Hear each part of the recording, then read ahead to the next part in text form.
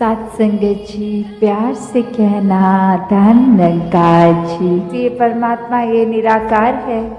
तो इस निराकार को पहचान के जीवन में जहाँ फिर वो समझ भी आ जाती है कि जो कुछ इस निराकार ने दिया है उसका सदुपयोग ही करना है। किसी के नुकसान का कारण अपने आप को या किसी वस्तु को नहीं बनाना।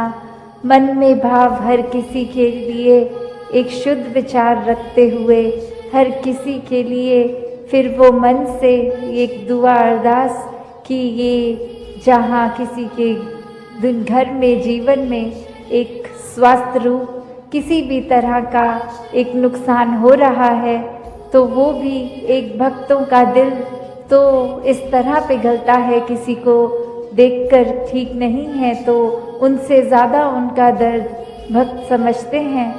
तो कैसे ऐसे वाले जीवन को मुबारकबाद जीवन कहा जाता है। ये एक परोपकारी जीवन होता है।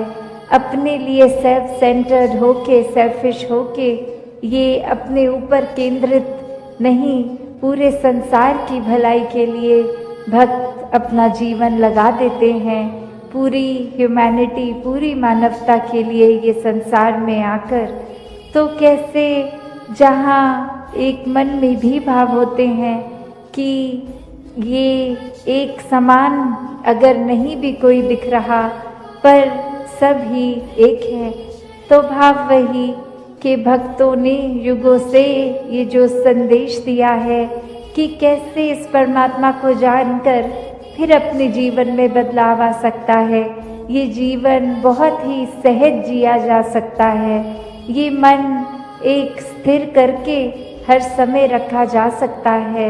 इस स्थिर के साथ नाता जोड़ लिया तो मन भी स्थिर। ये एक दुनियावी आंधियाँ आती भी हैं अगर तो वो कुछ पीस ऑफ माइंड, ये चैन व सुकून दूर नहीं कर सकती। फिर तो हर किसी एक अवस्था में ही लगता है कि ये बहुत ही अच्छा समय निकल रहा है। अगर कुछ है भी तो ये परमात्मा ने बहुत जल्दी काट देना है। तो कैसे एक तो मन में फिर वो सत्कार की भावना एक आती है हर एक के प्रति कि किस तरह हर कोई ये सत्कार का पात्र है, क्योंकि इतनी बड़ी दात ये निरंकार परमात्मा जिसके भी हिस्से में है और बाकी भी जो अभी अपरिचित हैं उस ब्रह्म ज्ञान से, तो हर एक में जब वो देखेंगे तो मन सिर्फ वो प्यार करेगा, सत्कार करेगा। और फिर हम हर एक को वो बेनिफिट ऑफ डाउट की जो बात आती है कि अगर किसी ने कुछ हमें गलत भी कर दिया, कोई किसी का कर्म हमें दुख पहुंचाता है, तो अपने उस व्यक्ति से गुस्सा ना करके सिर्फ एक ही भाव मन में अपने आप आएगा कि उस व्यक्ति की शायद कोई मजबूरी रही होगी, आज उसका हो सकता है दिन अच्छा ना रहा हो, कोई किसी ने कुछ उसको बुरा बोल दिया हो तो इसलिए उसका मन कड़वा हुआ है, इसलिए उसके बोल कड़वे निकले हैं। तो जब तक ये बात नहीं हम दे पाएंगे अगले को बेनिफिट ऑफ डाउट, तब तक हम वो सत्कार, ये प्यार कुछ भी नहीं उस तरह दे सकेंगे। क्योंकि हम अपने आप को तो बहुत जल्दी उस तरह माफ़ कर देते हैं कि चलो ये चीज़ हमसे गलत हो गई, कोई बात नहीं, हम अपने आप को माफ़ कर रहे हैं। पर वही अगर सामने वाला व्यक्ति कुछ अगर गलत करता है तो एकदम से हम उसका एक वो जजमेंट पास करते हैं, हम ये सोच विचार कर लेते हैं कि ये इंसान को तो आज के बाद मुड़कर देखना भी नहीं है। तो हमें इस तरह अपने जीवन में सुधार करना है कि किसी ने अगर कुछ गलत कर भी दिया तो उसके लिए भी मन से यही अरदास करनी है कि दातार कृपा करके ये जो भी कमियां हैं हमारे अंदर, दूसरों के अंदर, वो दूर होती जाए और ऐसे ही प्यार और सत्कार जग में बढ़ता चला जाए। हाँ जी। गुण गावण नित ऐसे एक दे ऐसे दादीदार करन।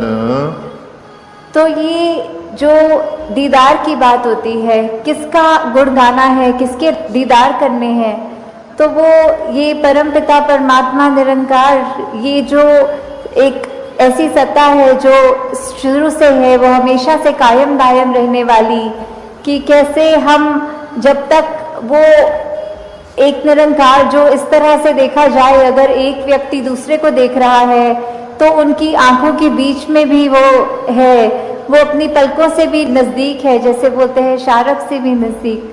तो इतना करीब होने के बाद जब वो अपनी आंखों से नहीं खुद देखा जाता, वो संतों का संग करने के बाद ही ये दात प्राप्त होती है, जो अपने लिए तो सुखदायी होती भी है और हमारे जीवन में वो ऐसा एक हमारा पल पल बना देती है कि हर पल में सिर्फ ये निरंकार प्रभु परमात्मा का शुक्रिया निकलता है हर समय, और वो भाव कि इसी के ही हमेशा गुणगान करने हैं, फिर बाकी चीज़ें जो अपने लिए भी नुकसानदायक हों और औरों के लिए भी नुकसानदायक हों। हाँ जी। श्वास श्वास इस एक नू सिमरण दूजा कदे त्यावण ना।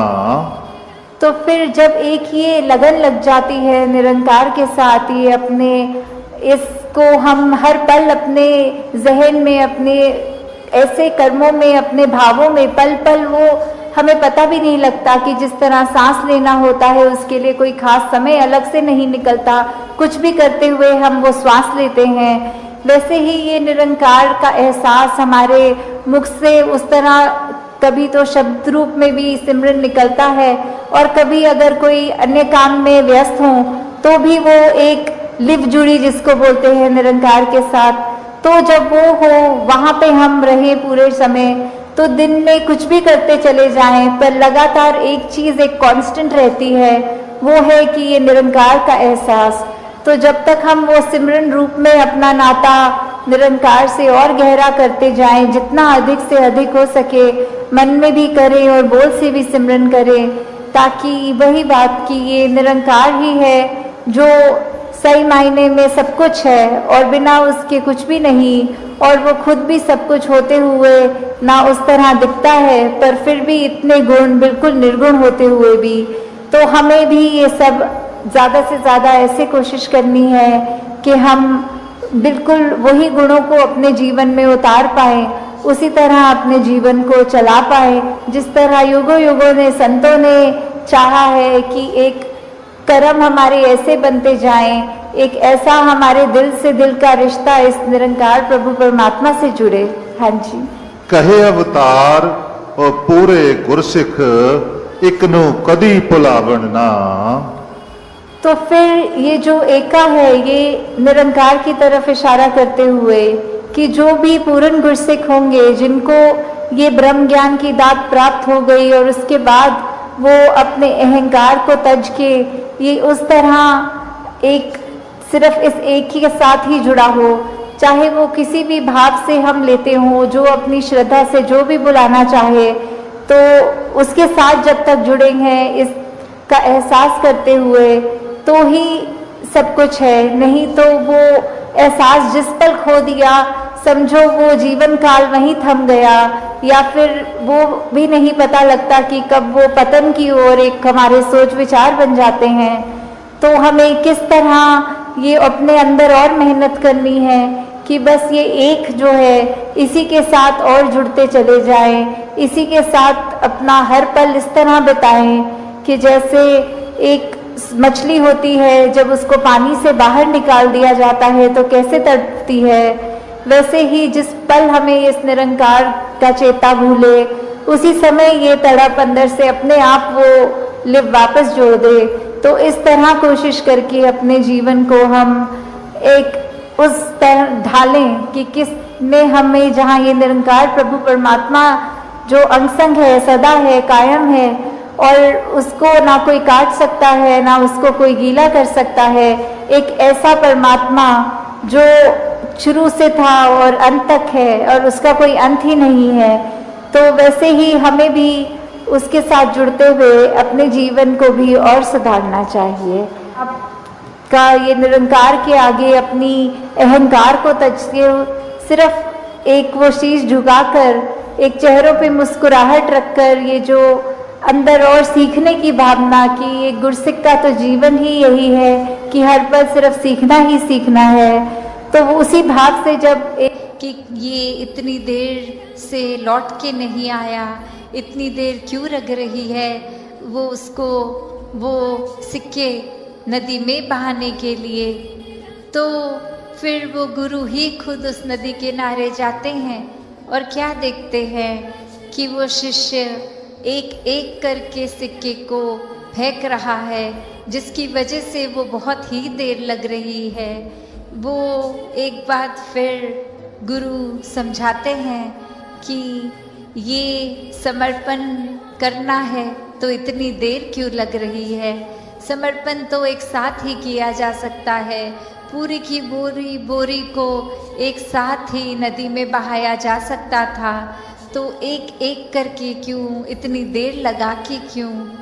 तो ये कहानी में तो ये मन की अवस्था ही है कि हम किस तरह एक अपने मन को इस तरह मान लेते हैं कि कोई अटैचमेंट हो गई, कोई और कारण से अगर ये लगा कि कुछ वस्तुएं इकट्ठी हो गई हैं, कोई उपाधियां मिल गई हैं, या कहीं अपने मोहल्ले में, अपने दायरे में बहुत नाम कमा लिया है, एक हमारा कुछ औहदा, कुछ रिस्पेक्ट बन गई है, एक तरह के हम सेलिब्रिटी बन गए हैं, कुछ 2-4 लोग हमें जान गए हैं, तो ये एक इम्पॉर्टेंट होने का अहंकार या कोई और तरह का अहंकार ये मन में घर कर लेता है।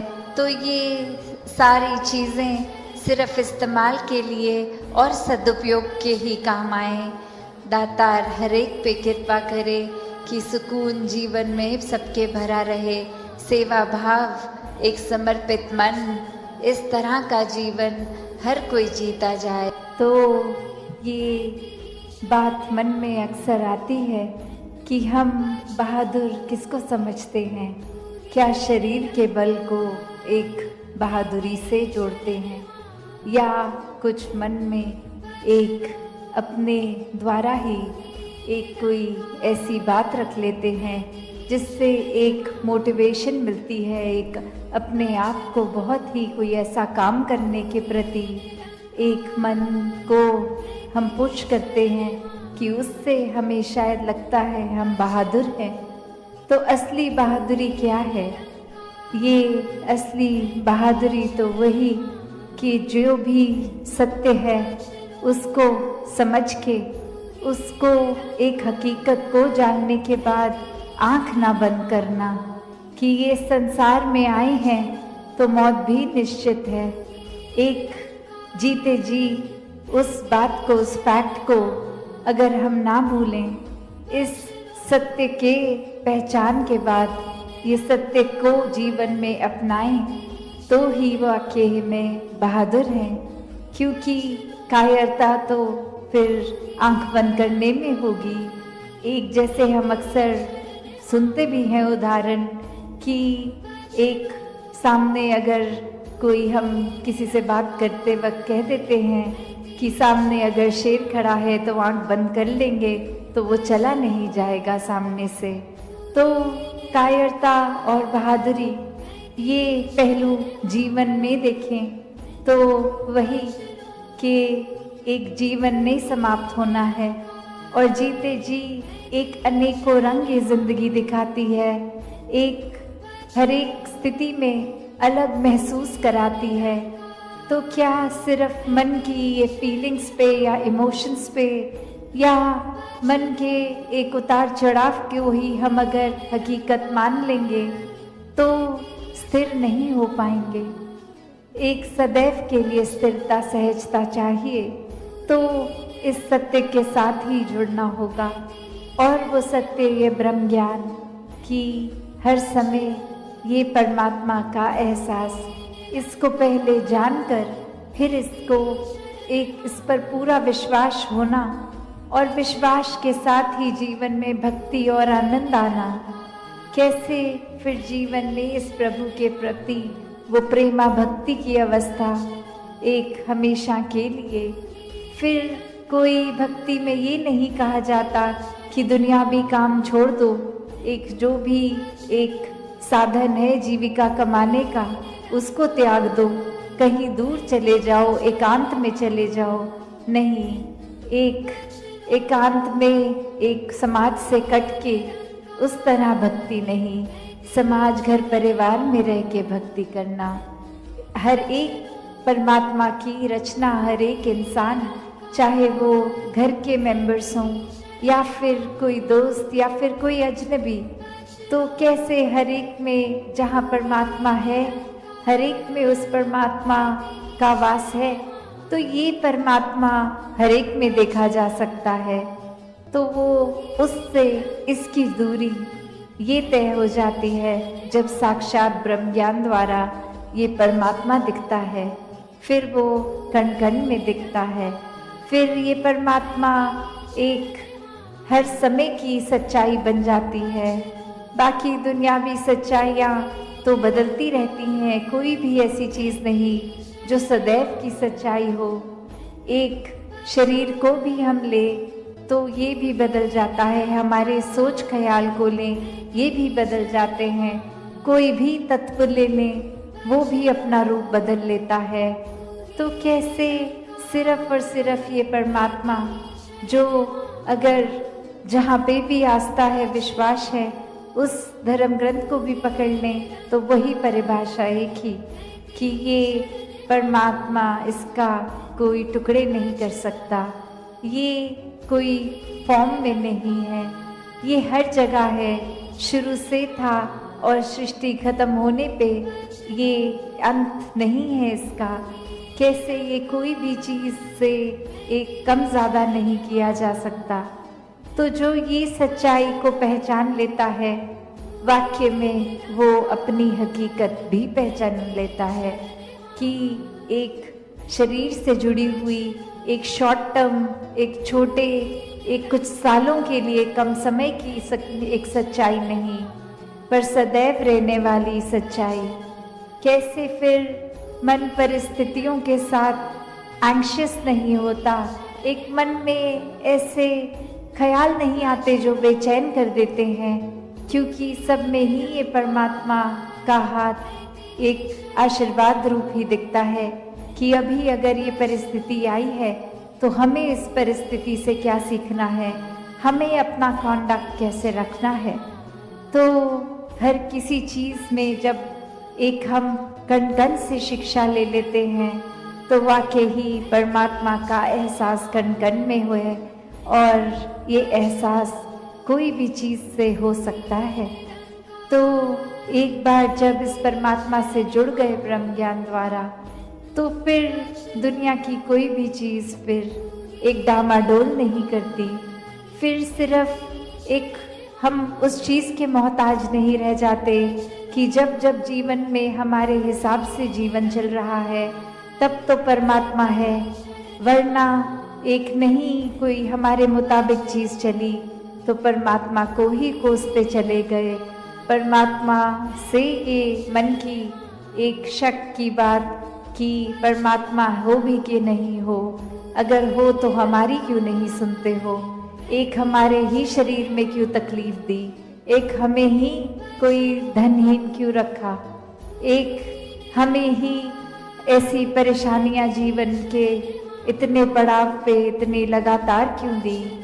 भक्त तो जानते हैं कि परमात्मा का होना ही सच्चाई है, परमात्मा द्वारा हर पल जीवन का ये प्रसाद रूप है, इसको अब कैसे निभाना है वो हम पे है।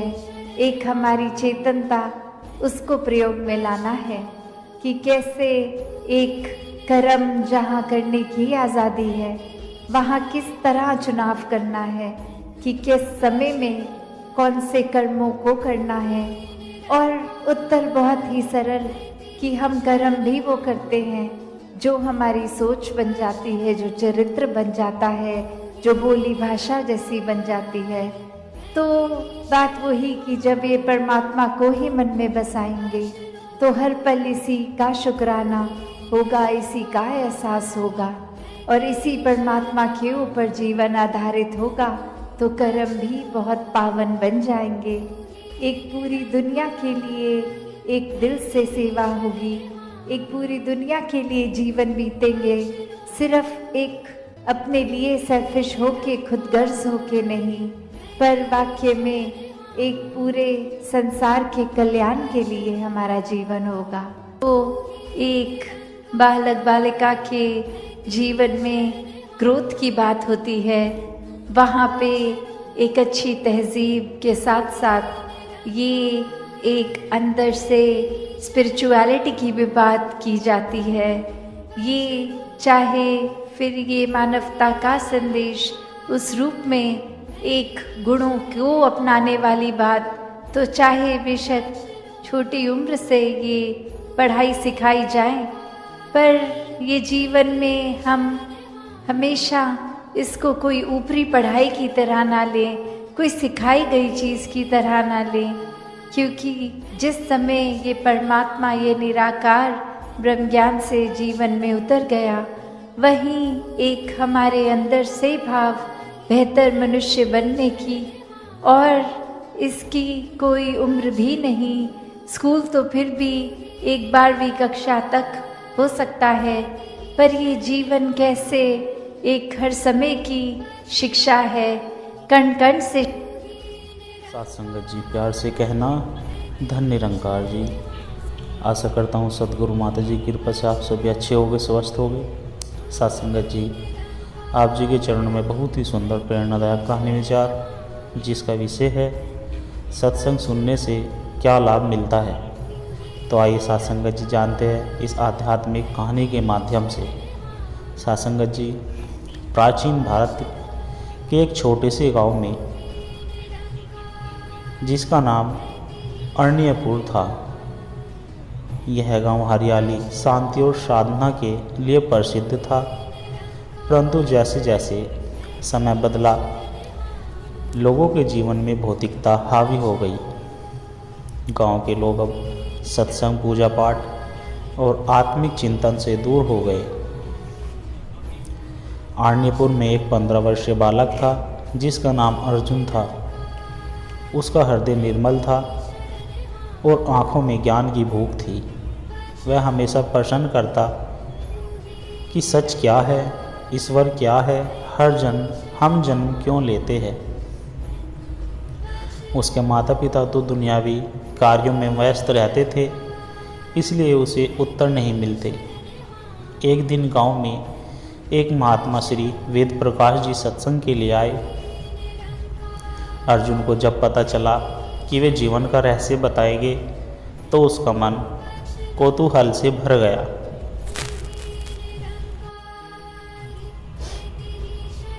अर्जुन सुबह सवेरे महात्मा जी के सत्संग में पहुंचा। महात्मा जी ने कहा, बेटा, सत्संग का अर्थ है सच्चाई का संग। जब हम सच्चे ज्ञान, सच्चे विचार और सच्चे लोगों के संपर्क में आते हैं, तो हमारी आत्मा जागृत होती है।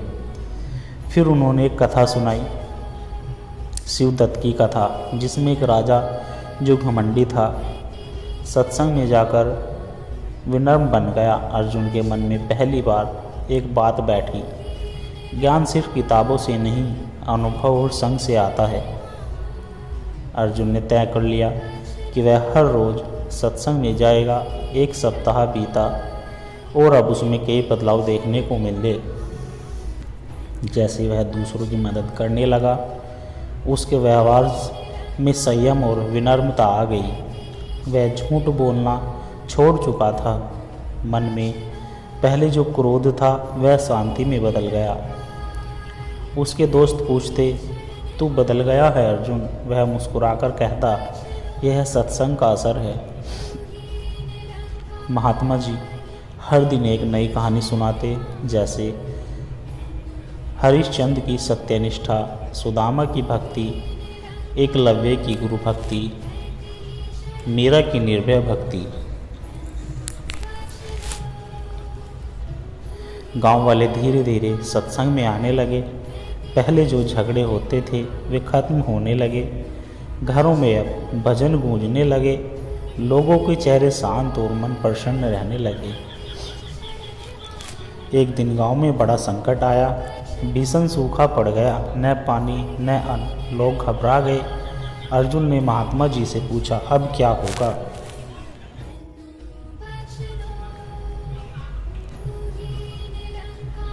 महात्मा जी बोले, जिस गांव में सत्संग होता है वहाँ भगवान की कृपा स्वतः होती है। सब गांव वाले एक साथ भजन करो, प्रार्थना करो। गांव वालों ने सामूहिक भजन किया और अगले ही दिन मूसलाधार वर्षा हुई। खेत हरे हो गए। गांव में फिर से जीवन लौट आया। सबको विश्वास हो गया ईश्वर वहाँ आता है जहाँ सत्संग होता है। अब अर्जुन केवल एक साधारण बालक नहीं था, वह गांव का दीपक बन चुका था। वह युवाओं को संगठित कर सत्संग, सेवा और स्वच्छता का कार्य करने लगा। गांव में नशा, चोरी और कलह खत्म हो गई। महात्मा जी ने जाते समय कहा, जहाँ सत्संग है वहाँ दुख का नाश है, जहाँ सत्संग है वहाँ जीवन प्रकाश है। सत्संगत जी, सत्संग सुनने से हमारे मन में शांति मिलती है, बुराइयों से मुक्ति मिलती है, विचारों में पवित्रता आती है, ईश्वर की अनुभूति होती है, जीवन की दिशा बदल जाती है। सत्संगत जी, वैराग्य का बीज। यह कहानी है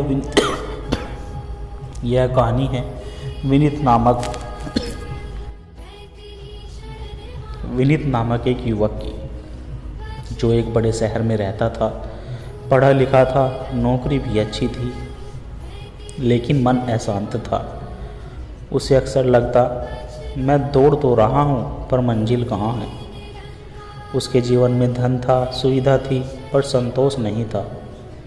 एक दिन उसका जीवन एक मोड़ पर आ गया जब वह एक सन्यासी के सत्संग में पहुंचा। विनीत के दिन ऑफिस और मोबाइल में गुजरते, अंदर में थका हुआ लेकिन बाहर से व्यस्त। एक दिन ऑफिस में एक सहयोगी बोला, तू हर समय चिड़चिड़ा क्यों रहता है? विनीत ने उत्तर दिया और उत्तर में सिर्फ एक ही बात कही, पता नहीं, शायद मैं खुद को नहीं समझ पाया। उस रात विनीत पार्क में टहल रहा था। तभी एक कोना दिखा जहाँ कुछ लोग एक वृक्ष के नीचे बैठे थे। बीच में एक शांत तेजस्वी चेहरा स्वामी चिन्मयानंद जी का, जो सत्संग सुना रहे थे। स्वामी जी ने कहा, मन एक जंगल है जिसमें विकारों की आग लगी है। लोभ, मोह, अहंकार, इस आग को बुझा सकता है केवल सत्संग का जल। मिनट ठिठक गया। ऐसा लग रहा था जैसे वो मेरे अंदर की बात कह रहे हो। उस रात वो पूरी कथा सुनता रहा। कथा थी राजा अमरसेन की, जो भोग विलास में डूबा था, लेकिन सत्संग के प्रभाव से योगी बन गया था।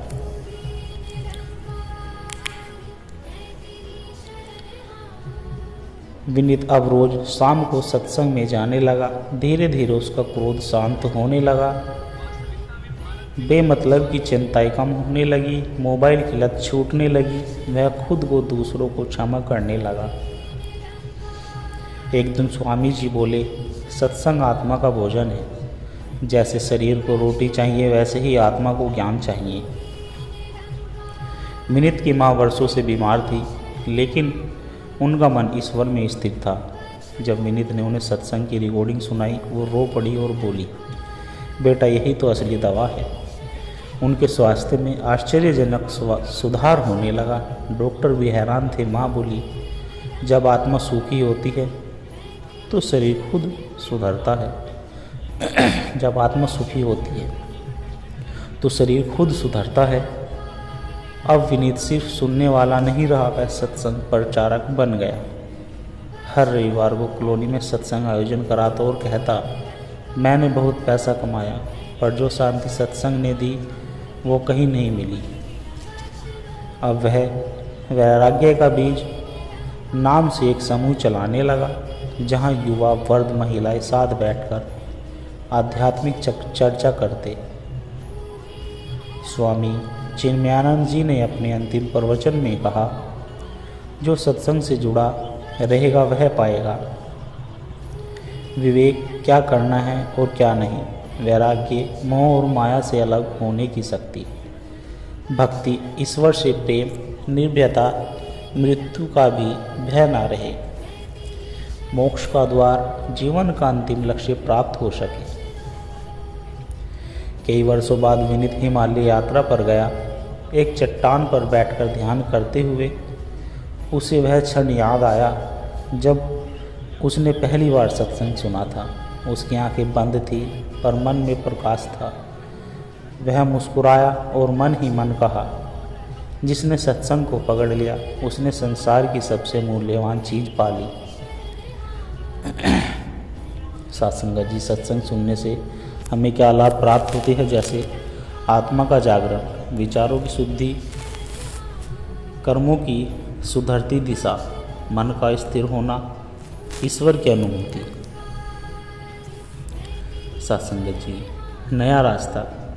यह कहानी राजीव नामक एक युवक की है जो एक छोटे से गांव में रहता था। राजीव का जीवन संघर्षों से भरा था। वह बचपन से ही गरीब था और उसने जीवन में कई बार असफलता का सामना किया था। वह यह सोचकर निराश हो गया कि उसका जीवन हमेशा के लिए यही रहेगा। घर की आर्थिक स्थिति बहुत खराब थी और राजीव को खुद के लिए कभी समय नहीं मिल पाता था। राजीव का मानना था कि मेहनत से ही सब कुछ हासिल किया जा सकता है। वह दिन रात काम करता लेकिन कोई सफलता नहीं मिलती थी। उसकी सोच सिर्फ यही थी कि जीवन में केवल कर्म और भाग्य ही निर्णायक होते हैं, बाकी कुछ नहीं। उसकी परेशानी और बढ़ती और वह धीरे धीरे अंदर से टूटने लगा। एक दिन गांव में एक महात्मा श्री कृष्ण प्रसाद जी सत्संग करने आए। उनका नाम गांव में प्रसिद्ध था और उनके प्रवचनों से कई लोग लाभान्वित हुए थे। राजीव को सत्संग में जाने का कोई खास मन नहीं था, लेकिन उसकी माँ ने उसे जाने के लिए कहा। राजीव सोचता था, यह सब तो खाली बातों का खेल है, मेहनत ही जीवन का सच है। लेकिन उसकी माँ, अपनी माँ के कहने पर वह सत्संग में चला गया। महात्मा जी ने सत्संग के दौरान कहा, मनुष्य का जीवन केवल बाहरी प्रयासों तक सीमित नहीं होता। जब हम आंतरिक शांति, आत्म साक्षात्कार और परम सत्य को समझते हैं तो हमारी मेहनत में सफलता भी स्वाभाविक रूप से आती है। राजीव ने यह बात सुनी, लेकिन शुरुआत में वह पूरी तरह से प्रभावित नहीं हुआ। उसे लगा कि यह सब केवल उपदेश ही है, परंतु कुछ अजीब सा आकर्षण था जो उसे और सुनने के लिए प्रेरित कर रहा था। वह रोज सत्संग में जाने लगा। पहले तो उसे मुश्किल महसूस होता, लेकिन धीरे धीरे उसे एक बदलाव देखने को मिला। उसका मन शांत होने लगा और उसे अपने जीवन में पहले से ज़्यादा आत्मविश्वास महसूस हुआ। महात्मा जी ने एक दिन कहा, सत्संग वह साधन है जिससे मनुष्य अपनी आंतरिक शक्ति को पहचान सकता है। यह वह प्रकाश है जो अंधकार में भी रास्ता दिखाता है। राजीव को महसूस हुआ कि वह केवल बाहरी प्रयासों पर ही निर्भर था। अब वह आंतरिक शांति, संकल्प और विश्वास से भी अपनी समस्याओं का समाधान खोजने लगा। उसकी मेहनत ने अब एक नई ऊर्जा, दिशा और उद्देश्य था।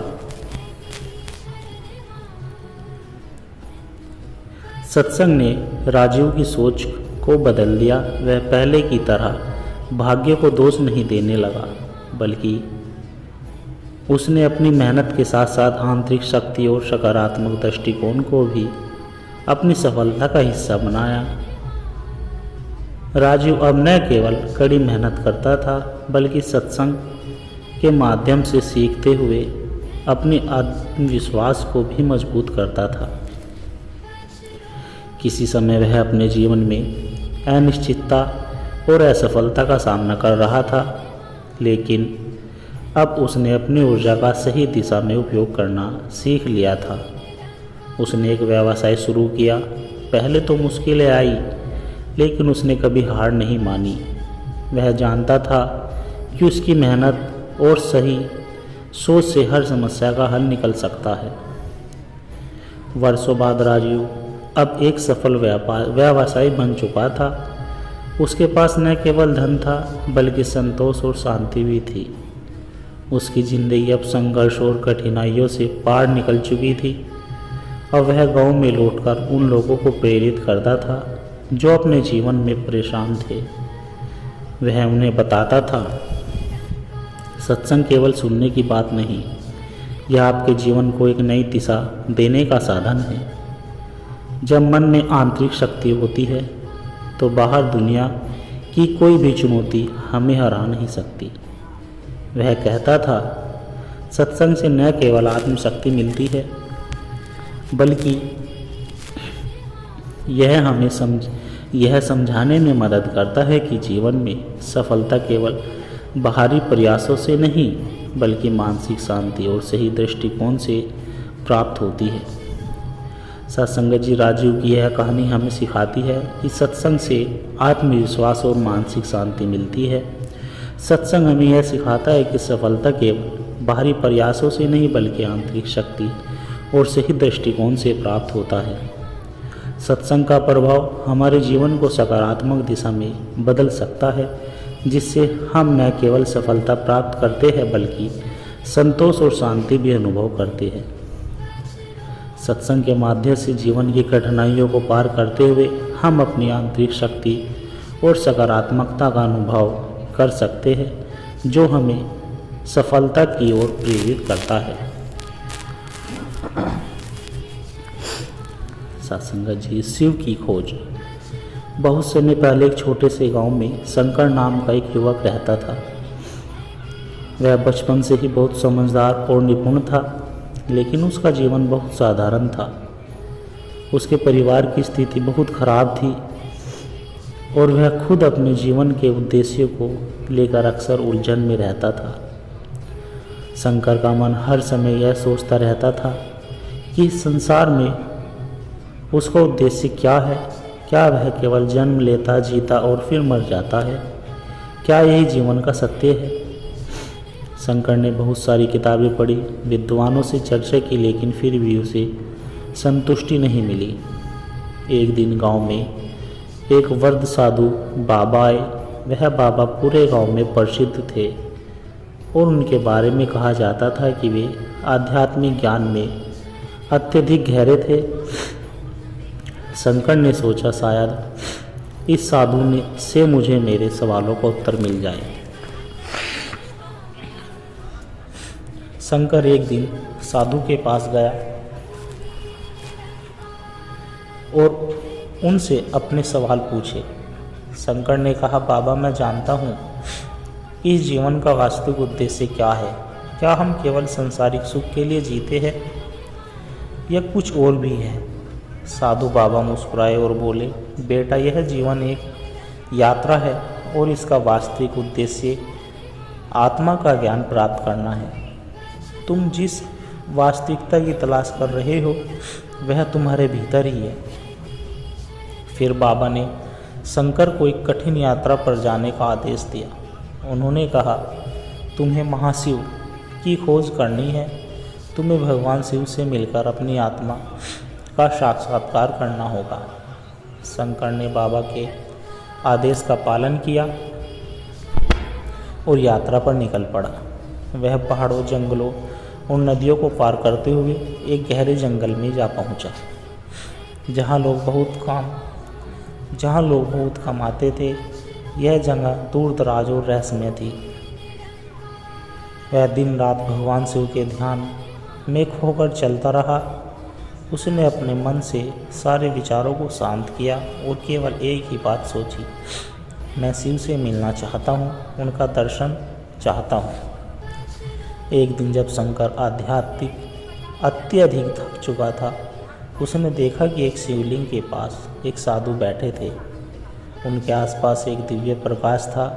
शंकर समझ गया कि यह भगवान शिव का रूप है। वह उनके पास पहुंचा और श्रद्धा से प्रणाम किया।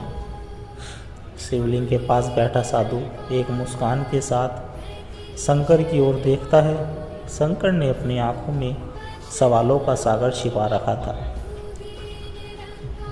शिव ने कहा, बेटा, तुमने जिस खोज की शुरुआत की है वह तुम्हारे भीतर पहले से ही थी। तुम मुझे बाहर ढूंढ रहे हो लेकिन मैं तुम्हारे अंदर हूँ। शंकर को यह शब्द समझ नहीं आए। शिव ने फिर एक लहर से कहा, तुम जिस चक्रव्यूह में उलझे हो वही तुम्हारा अज्ञानता का परिणाम है। यह संसार एक माया है और जब तक तुम इसे अपने भीतर से नहीं समझोगे तब तक तुम्हारा मन भटकता रहेगा। शंकर ने गहरी सोच में डूबते हुए पूछा, तो क्या मैं अपने आप को जानकर ही शिव को पा सकता हूँ? शिव ने नकारात्मक रूप से सिर हिलाया और कहा, तुम साक्षात्कार से बाहर नहीं पा सकते। जब तुम्हारा मन शुद्ध होगा तब तुम्हें ज्ञानी की तरह देखना होगा। तुम जो चाहते हो वह पहले से तुम्हारे भीतर है, बस तुम उसे पहचान नहीं पा रहे हो। शंकर ने शिव की बातों को गहराई से सुना और धीरे धीरे उसे एहसास हुआ कि वह जो खोज रहा है वह कहीं बाहर नहीं, वह सिर्फ अपने भीतर था। शंकर ने भगवान शिव की उपस्थिति महसूस की। उसे महसूस हुआ कि वह स्वयं शिव के दर्शन में है। शिव ने फिर कहा, जब तुम स्वयं को जानोगे तब तुम्हारी यात्रा का अंत होगा। शंकर ने अपनी आंखें बंद की और ध्यान में खो गया। धीरे धीरे उसका मन शांत हो गया और वह आत्मज्ञान प्राप्त कर सका। अब शंकर को समझ में आ गया था कि जीवन का उद्देश्य केवल सांसारिक सुख और धन नहीं है, बल्कि आध्यात्मिक जागरूकता और आत्मज्ञान है। भगवान शिव ने उसे दिखा दिया था कि असली यात्रा अपने भीतर के सत्य को जानने की है। अब शंकर ने घर लौटने का फैसला किया। उसने लौटते समय बाबा से मुलाकात की और उन्होंने अपना अनुभव सुनाया। बाबा ने कहा, अब तुम अपने भीतर के शिव को पहचान चुके हो, तुम्हारा उद्देश्य अब पूरा हुआ। शंकर अब एक अलग ही इंसान बन चुका था। उसकी आंखों में संतोष और शांति थी और वह जानता था कि अब वह सत्य के मार्ग पर चल रहा था। उसने हर किसी को बताया कि अगर तुम सच्चे दिल से आत्मज्ञान की खोज में निकले तो तुम्हारे भीतर छिपा हुआ दिव्य सत्य खुद ब खुद प्रकट हो जाएगा। सत्संगत जी यह कहानी हमें सिखाती है कि आत्मज्ञान, सत्य और ईश्वर की खोज हमें बाहर नहीं बल्कि अपने भीतर करनी चाहिए। जब हम खुद को समझने लगते हैं तो हमें हर चीज़ का वास्तविक अर्थ मिल जाता है। ईश्वर हमारे भीतर है और जब हम खुद को जानने की कोशिश करते हैं तब हमें सच्चा भगवान से मिलते हैं। सत्संगत जी दास के द्वारा कहे गए प्रेरणादायक कहानी विचार यदि आप जी को अच्छे लगे हो तो वीडियो को लाइक करें, शेयर करें और कमेंट करें और दास के चैनल सोना इंस्पायर विचार को सब्सक्राइब जरूर कर दें और दास को आशीर्वाद दे कि हर रोज़ आप जी के चरणों में ऐसे ही प्रेरणादायक कहानी विचार लेकर आता रहूं। सत्संगत जी प्यार से कहना, धन निरंकार जी।